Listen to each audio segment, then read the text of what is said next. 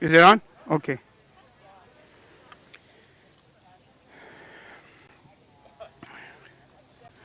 Um, Mask? No mask?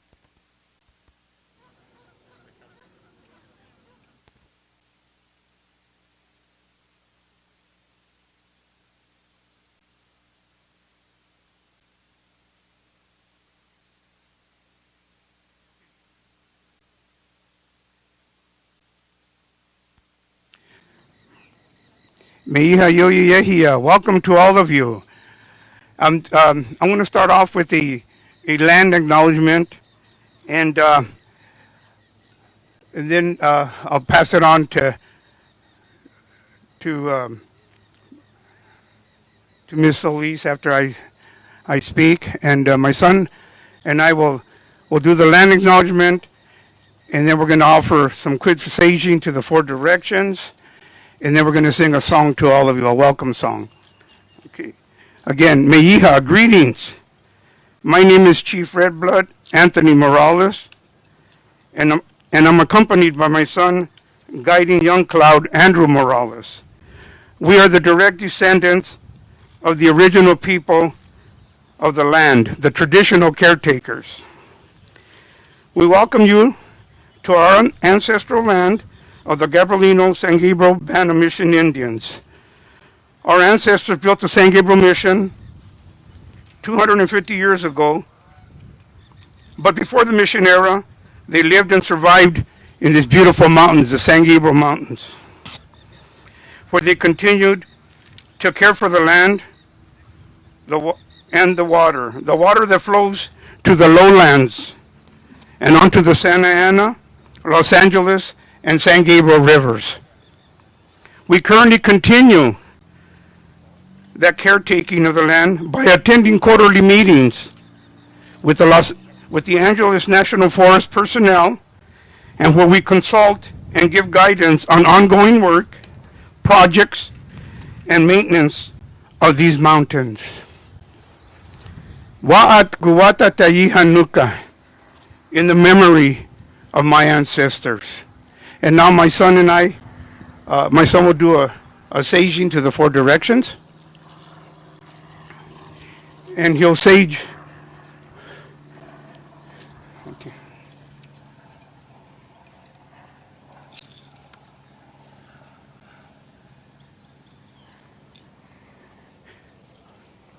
And if you want to follow him, he'll start by facing the east, and then the south, west, and back to the north. So you just can follow him as he goes into faces the directions.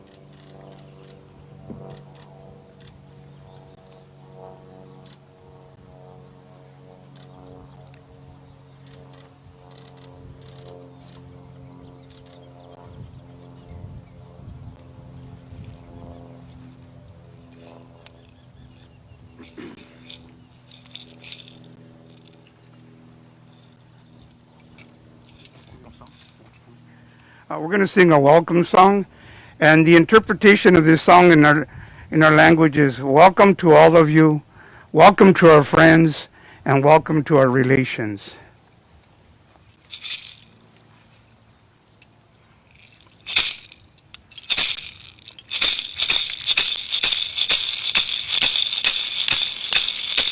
Miha yo ye ye hiya. Miha yo ye ye hiya.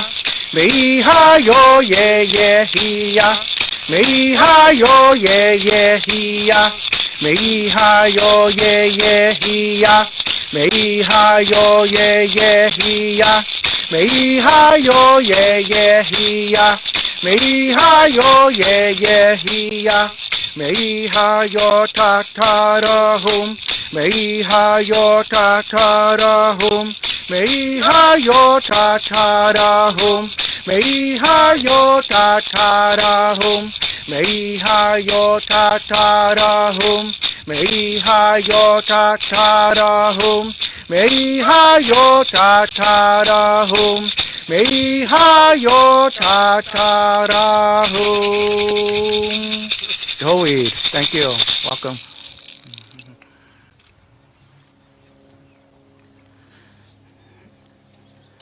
And now it's my honor to introduce Supervisor Solis. Hilda L. Solis is a lifelong resident of the San Gabriel Valley, a graduate of Cal Poly Pomona and USC. Supervisor Solis has served on the Rio Hondo Community College Board, in the State Assembly and State Senate, and in the House of Representatives. Prior to becoming supervisor, Hilda L. Solis served as Secretary of Labor under President Obama, the first Latina to ever serve in the presidential cabinet. Today, Supervisor Solis serves as chair of the Los Angeles County Board of Supervisors and represents the San Gabriel Valley, Northeast, Southeast, and East LA as Los Angeles County Supervisor for the 1st District. Again, Honorable Hilda Solis.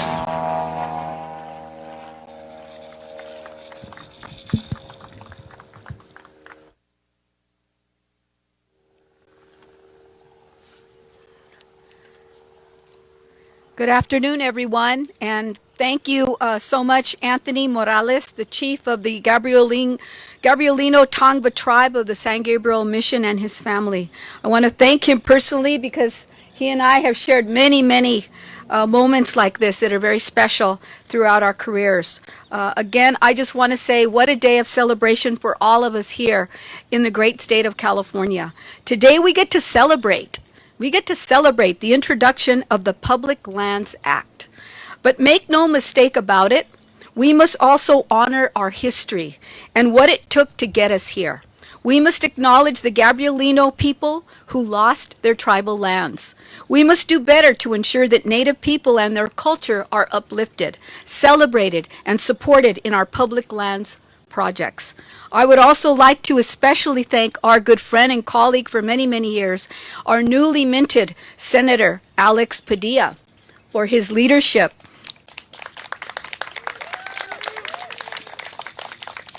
and proposed bill to preserve federal public lands throughout the great state of California, including the expansion of our very own San Gabriel Mountains National Monument by over 109,000 acres. Yes, that is awesome. As you may know, under the Obama administration, the beloved San Gabriel Mountains were recognized as a national monument, and there was even an attempt to undo that under the Trump administration. Decades of long, hard work, though, simply can't be taken away with the stroke of a pen. The San Gabriel Mountains are visited by millions and millions of people that come from near and far to enjoy this breathtaking beauty. In fact, 17 million people, 1 in 20 Americans, live within 90-minute drive from these mountains. Half of LA County's family, as you know, live in poor park areas. As a supervisor for the 1st District, I represent many of these areas. A staggering 82% of communities of color in the county, as you know, lack green space. And many suffer from air pollution, from asthma, childhood obesity, and other ailments.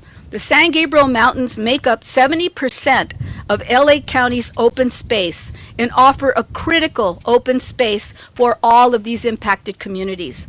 The designation of the National Monument was meant to preserve and enhance the natural and historic scenic resources of the San Gabriel Mountains and the San Gabriel Valley. Many community organizations and advocates were very instrumental to the appointment of the mountain's designation as a national monument. The building blocks that were laid for this historic occasion started many decades ago. They were influenced by many individuals, including our own families, including my own. These experiences have also guided our priorities in many ways. Early on in my own career, I recognized the historic underinvestment in protection of public lands for underserved communities. That's why I also worked in establishing the River Mountain Conservancy during my tenure in the state legislature. And when I went to Congress, I had a similar goal, including ensuring environmental justice for low-income communities of color and providing federal park resources to our region.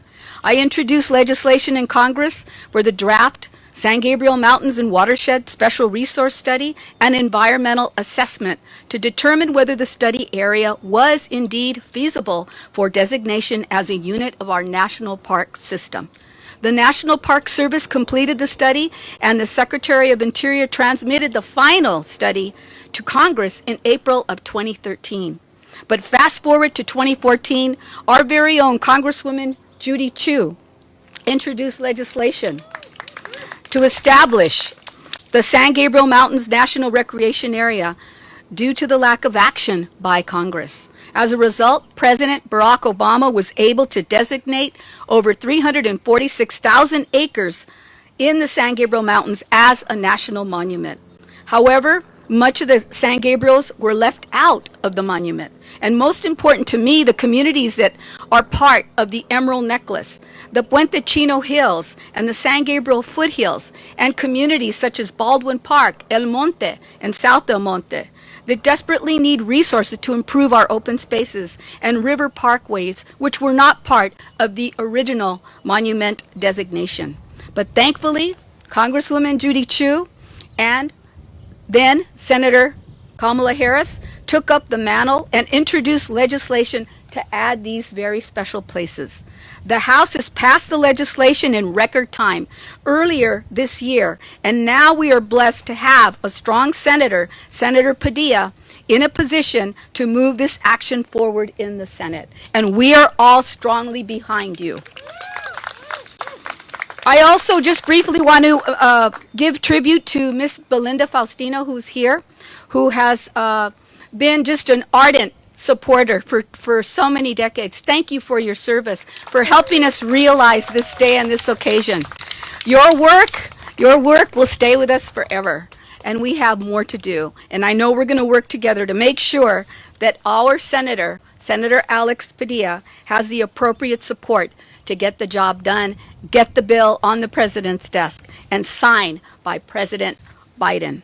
With that, I am most pleased and honored to represent Senator Padilla, who was appointed earlier this year by our great Governor, Gavin Newsom, to fulfill the rest of Vice President Harris's term. He was most recently our California Secretary of State in the Senate, Secretary of State, and the first Latino to represent the state of California in the U.S. Senate. That deserves a big round of applause.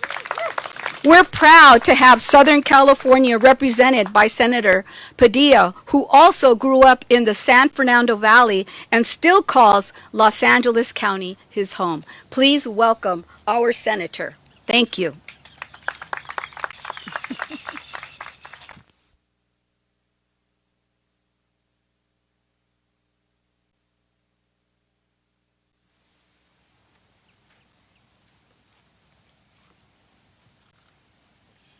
Good morning, everybody.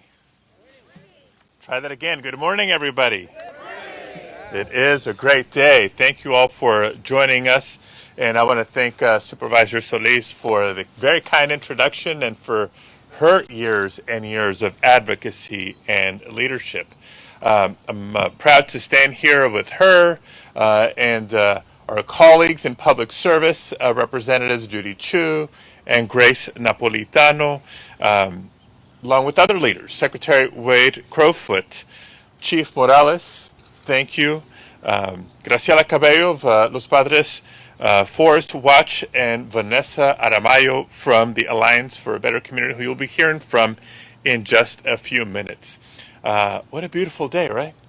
Big blue sky, great scenery. Can't help but be inspired by nature. Can't help but be inspired by public lands. And that's why legislation and announcements like today are so important. Our public lands and natural spaces are indeed our nation's greatest treasures. And in California, just a few examples. From the San Gabriel Mountains, which we've been emphasizing, to the Carrizo Plains in the Central Coast area, to the South Fork Trinity River in Northern California, and so many others in between.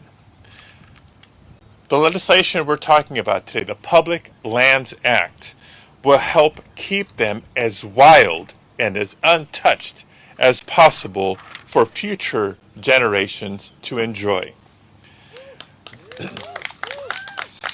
These lands are not just precious for their stunning scenery, but also for their important biodiversity and the role that they play in keeping our environment strong and resilient. Now, our role as citizens is to serve as stewards of these incredible natural gifts. So that's why I'm proud to introduce the Public Lands Act in the United States Senate, which will expand the protection for over 1 million acres of California's public lands.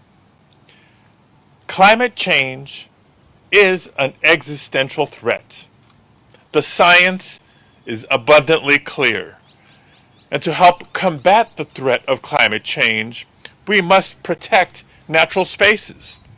The Public Lands Act will help the state of California and our nation meet some of our already stated goals of conserving 30% of our lands and waters by the year 2030. Protected lands is a key strategy for capturing carbon from the atmosphere, to reducing emissions, and ensuring clean air for all. Now, these new wilderness designations, with them, we can restore forests and rivers that are home to endangered species and help the wildlife better adapt to climate change. And as we protect the environment, we're also very cognizant that we can and must promote equity. You see, California's public lands are exactly that. They belong to the public. They belong to everyone.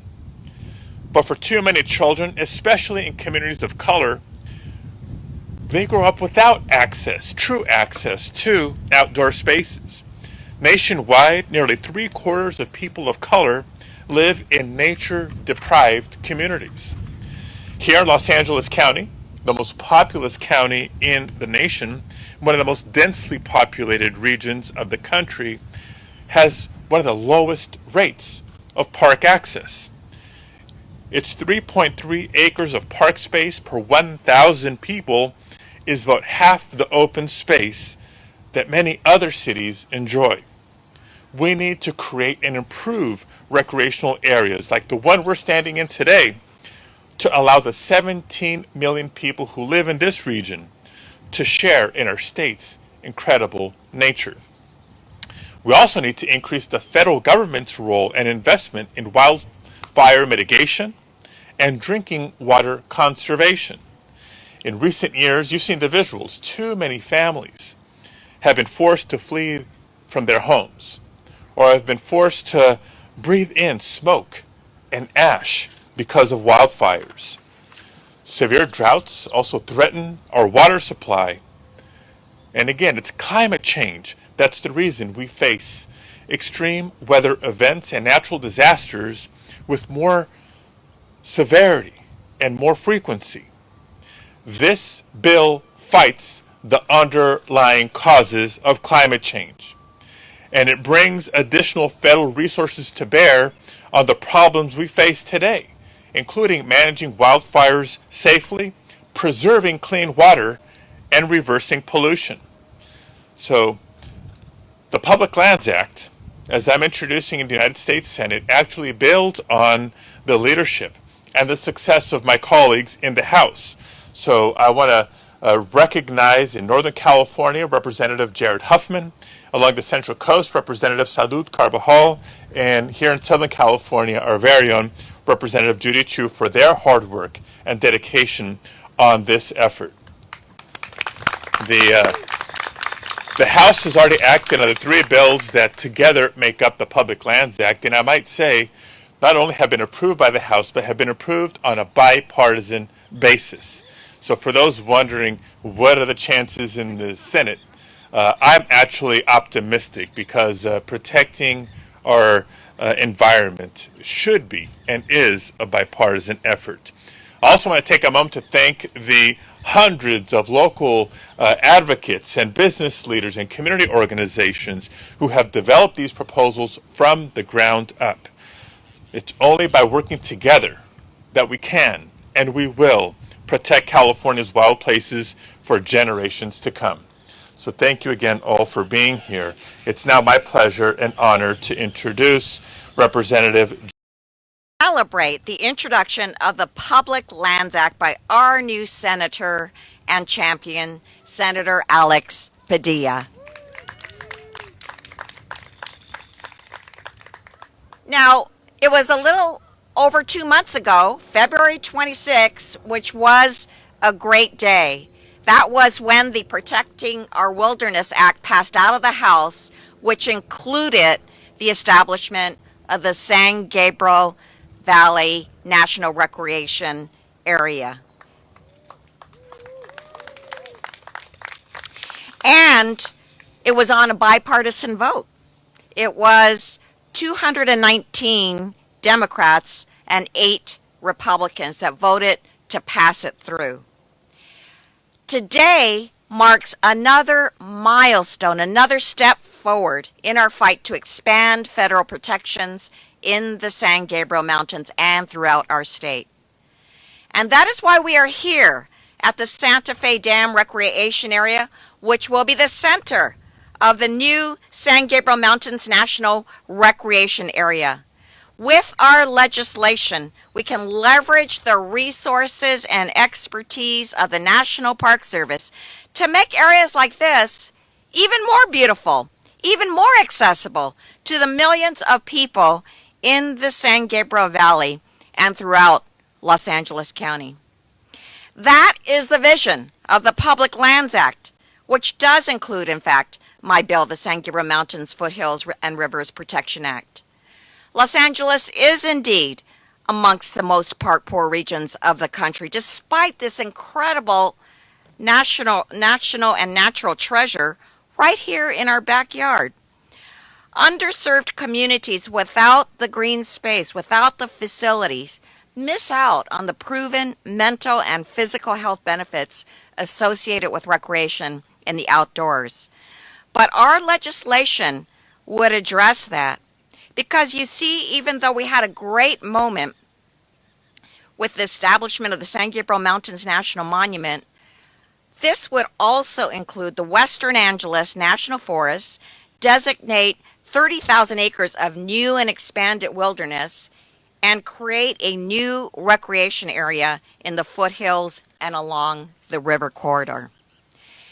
That is an effort that has been many, many years in the making. It started with the incredible Supervisor Hilda Solis,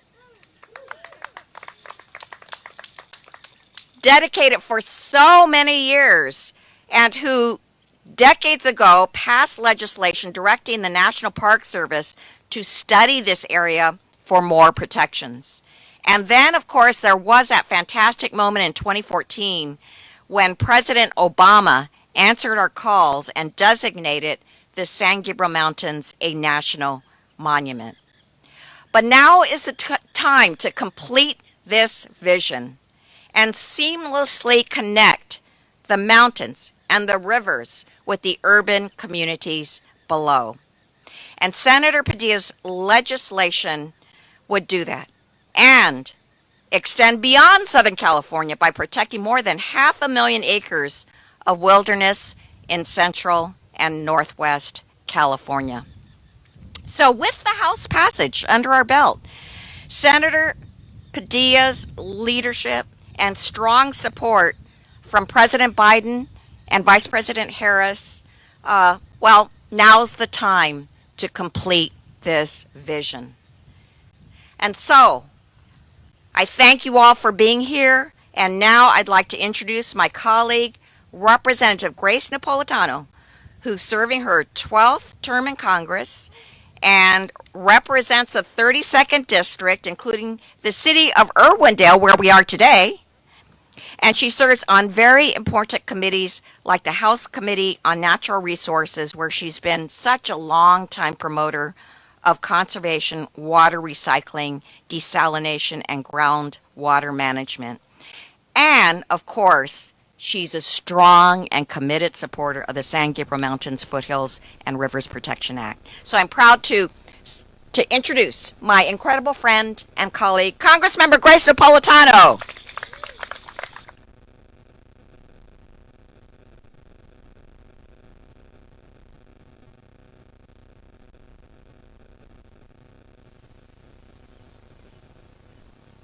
Safety first.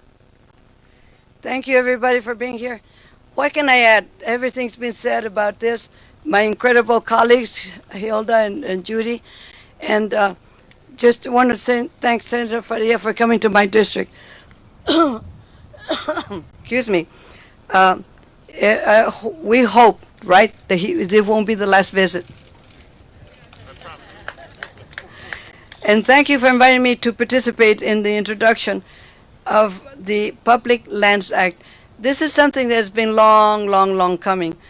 This area is pristine and we want to maintain it.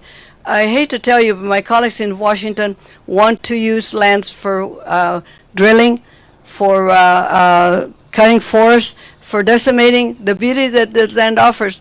We need it for our future generations to enjoy and to have a beautiful time in these parks and recreate. Thanks to all the community members, especially Chief. We've got a long history, and we are thankful he's still here with us. Thank you to all the community members, local organizations, Faustine, Belinda, long time no see. I've known some of these people because I've represented this area 22 years. So I go back a bit of time, and I have a lot of people I know, but I can't remember their faces because they're covered.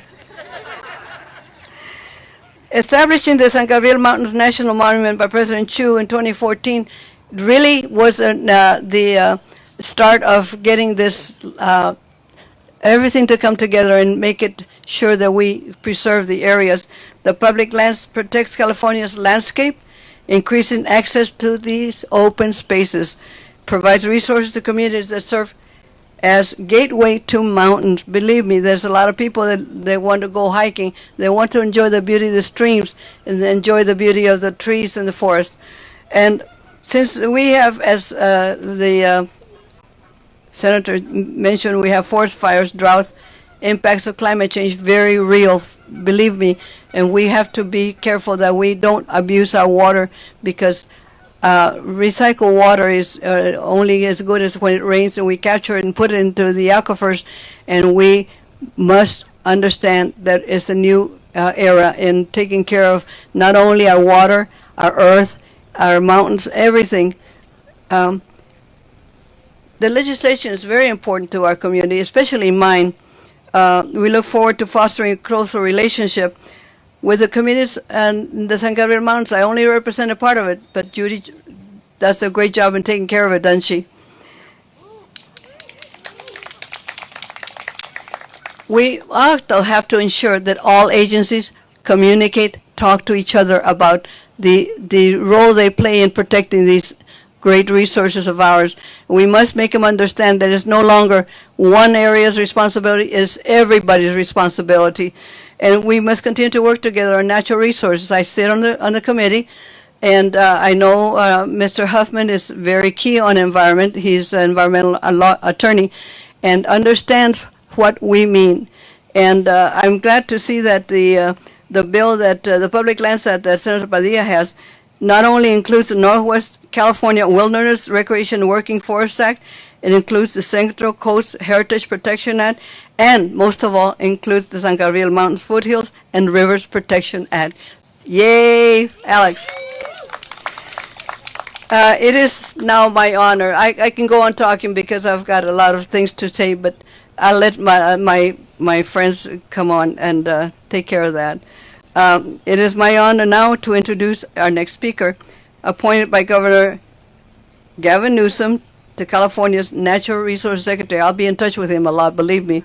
In January 2019, he is charged with protecting and managing California's diverse resources, including stewarding the state forests and natural lands, rivers, waterways, coast, and ocean, fish and wildlife. Oh boy, I got a bug to pick.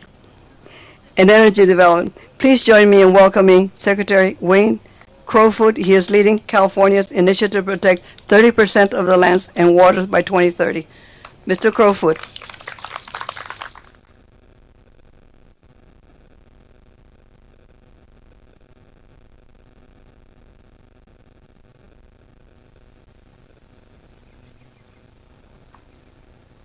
Thank you so much for having me. Senator Padilla, you had it right. This is a beautiful day at the base of the San Gabriel Mountains. It's both a pleasure and an honor to be here today. I serve in our state government for Governor Newsom, working with the governor and the state legislature to conserve our natural resources and protect our environment. And in that capacity, on behalf of state leaders, I want to thank you, Senator Padilla, for your leadership here today by introducing this proposal. And of course, Congresswoman Chu, Congresswoman Napolitano, Congressman Carbajal, and Congressman Huffman. Simply put, this is a big deal. Protecting 1 million acres of California land, equivalent to 1 out of every 100 acres in California. Protecting 500 plus miles of our diverse waters. Senator Padilla had it right. California is home to some of our world's most iconic natural places. From the San Gabriels behind me, to the mighty Trinities and Cascade mountain ranges in the north, from Yosemite to Big Sur. These natural places provide us inspiration, recreation, and protection. Protection of our plants and animals that form one of the most diverse collection of natural life in our country, if not the world. And protection for our communities as we combat climate-driven wildfire, droughts, and other natural events made more difficult from climate change. For all of these reasons, Governor Newsom and President Biden are together advancing the 30 by 30 target to conserve 30% of our lands and waters by 2030. Governor Newsom and our team obviously focused on the 30% target in California, and President Biden and Vice President Harris focused on 30% conservation across our country. In California, we're advancing 30 by 30 for 4 reasons. The first is to expand equitable access to our public lands and outdoors so all Californians can enjoy this natural beauty like so many of us can. To deepen our relationships with tribal governments and communities, to restore tribal stewardship of natural resources through return of ancestral lands to tribes, through co-management agreements to steward our natural resources, to protect our remarkable biodiversity here in California and throughout the country, and finally, to combat climate change, to manage these lands, to remove carbon pollution from the atmosphere, and build the resilience of our natural places to protect communities, beginning this season from wildfire, from drought, from other climate-driven causes. I am thrilled to be here today on behalf of Governor Newsom to pledge our support for this Senate proposal, recognizing that it is a fundamental, major, ambitious kickstart to our 30 by 30 effort here in California and the rest of the country. Now, we all know proposals like this don't come together on their own or even through elected or appointed leadership. They are the fruits of hours, days, months, years of labor from community groups and leaders from throughout our state. And I'm so gratified that we're sharing the stage here today with some of those leaders. Graciela Cabello is one of the co-founders of Latino Outdoors, a national organization, and currently serves as Director of Youth and Community Engagement at Los Padres Forest Watch. And I'd invite her to the stage to share her perspective on this day.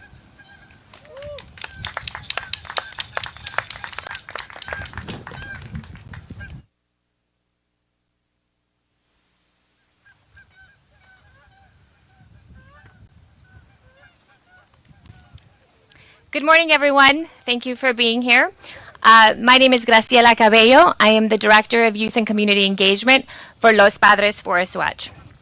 I grew up on California's Central Coast, visiting the Los Padres National Forest, and now I have the privilege to defend it, be an advocate for it, and share my appreciation for public lands. Growing up, I spent many days on the San Ynez River connecting with nature the way our family has for generations, socially and culturally. Cool river swims during hot summer days, the sound of the wind blowing through the oak trees, and families bonding on sandy shores all resembled experiences that my parents had in their childhood in rural Mexico. And it was because of this resemblance to home that we actually visited the forest. It was a place our family and extended family could gather that felt accessible, familiar, and provided something for all ages.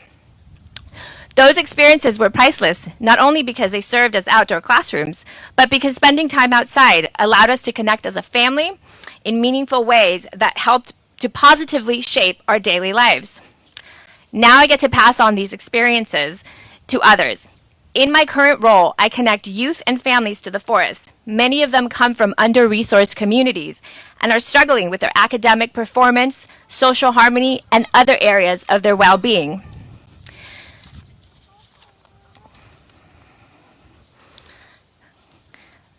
On a recent hike, I met a girl who was seemingly indifferent about being outdoors. She was initially reserved and quiet, but as the day progressed, she became more engaged with the group and began to speak up more.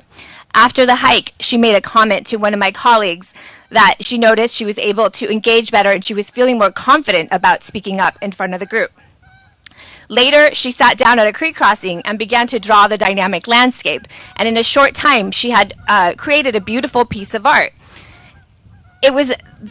These moments are consistent with what I see often, that spending time in nature is not only beneficial for our mental and physical health, but it's also beneficial for our development as humans, and they teach us about ourselves. They teach us that we can become active members of society. Over the last year, the pandemic has taught us many things about the importance of access to nature. Our public lands have remained at the forefront of the existing health crisis as places the community consistently turns to for solace, recreation, and other basic needs. We've learned that public health and public lands are intrinsically connected, and we must assign to them the same value that we assign to other essential needs. Today, we have a historic opportunity to protect these lands for the benefit of future generations. Thank you, Senator Padilla, for your leadership. We look forward to advancing the legislation with you. Before I step off, I want to invite a guest that is here, a special guest that came to speak today about the importance of public lands. He's from Santa Barbara. He's a fellow community member, active hiker, surfer, and he wants to share his experience. Please welcome Roman Hoover.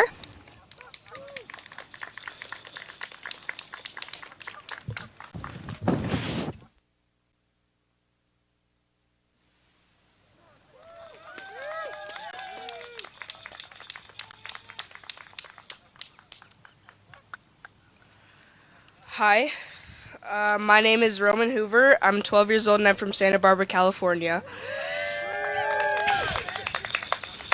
I want you all to know how important nature has been in my life. During COVID lockdown, we had to stay indoors for a very long time. When we were able to go out for hikes, I enjoyed jumping off rocks in the creek, and that helped me get a lot of my energy out. It was so fun to find different types of wildlife like newts and frogs. Some of my friends have never even seen a newt, which is why it's important to protect the land so other kids can experience what I have.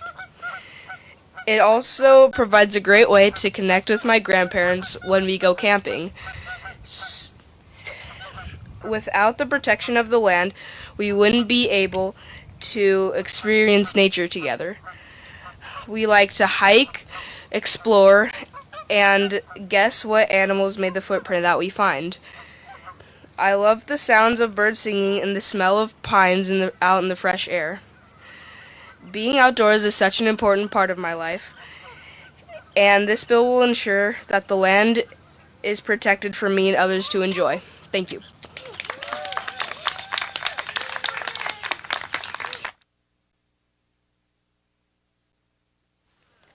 Our last speaker is a leader here in Los Angeles. Thank you, Roman. She is executive director for the Alliance for a Better Community, which is advancing social, economic, racial equity, and justice for the Latino community in Los Angeles. She is also a founding board member of Nature for All, a leading advocacy group in protecting the San Gabriel Mountains, and an instrumental part of creating this legislation. Please join me in welcoming Vanessa Aramayo.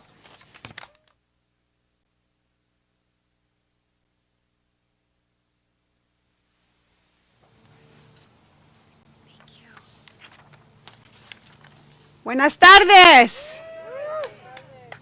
I'm so proud to be here at this historic moment, one which is the culmination of almost 20 years of work by local advocates, environmental advocates, community leaders, all working to protect, to preserve the San Gabriel Mountains and its recreational areas that you see in this wonderful park here today. Thank you, Senator Padilla, for being a champion in the Senate, and thank you, Congresswoman Judy Chu, who has been a longtime partner of Nature for All. We're thrilled that we will be working with you both to deliver this very important act. It's a privilege for me to be and have served on the board and continue serving on the board of Nature for All. It's through the work of ongoing leadership that our community will be able to protect the San Gabriel Mountains for future generations. You all know this work is critical. You've heard that the County of Los Angeles is one of the most poor park regions in the state. And you've heard that during this pandemic, we've all rediscovered the importance of our natural spaces for everyone in our community. Open space has been a refuge for many, a chance to reconnect with our environment, a refuge, an escape for families, a break from stress and anxiety, a relief for our mental health. As the Executive Director of Alliance for a Better Community, an organization that is dedicated to advancing opportunities and improving the lives of Latinos in Los Angeles, I'm thrilled to see this Avengers team of our representatives who will be supporting and championing our efforts to increase open space. As the mother of young children, I'm encouraged and my hope is renewed that the commitment we see here today will ensure public lands which are vital to our community will be a priority for this administration. It's critical that the Public Lands Act passes the Senate and is signed by President Biden. Senator Padilla, we are committed to making that happen, and we thank you for your leadership. We're ready to move forward on this. Adelante! Thank you very much.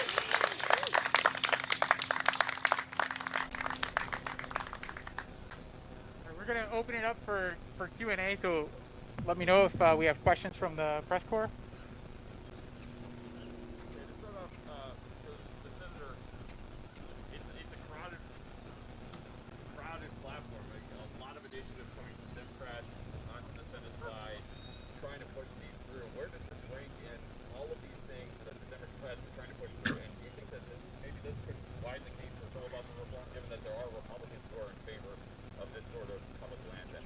So, look, you're right. There's a lot going on. A lot that needs to go on, and so many different issues from healthcare and infrastructure. You've been hearing a lot of that lately, stimulating the economy, and so much more. And so, this is an equal priority. And as I mentioned earlier, referencing now, the fact that this was approved on a bipartisan basis in the House gives us momentum, not just optimism, but momentum that we can get this done by the Senate in the coming months and onto the President's desk as soon as possible.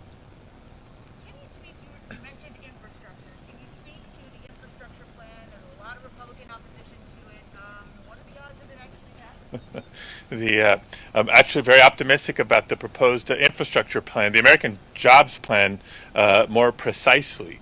And I don't see, I actually do see a strong potential for bipartisan support of investing in our nation's infrastructure. Of course, everything is still being negotiated.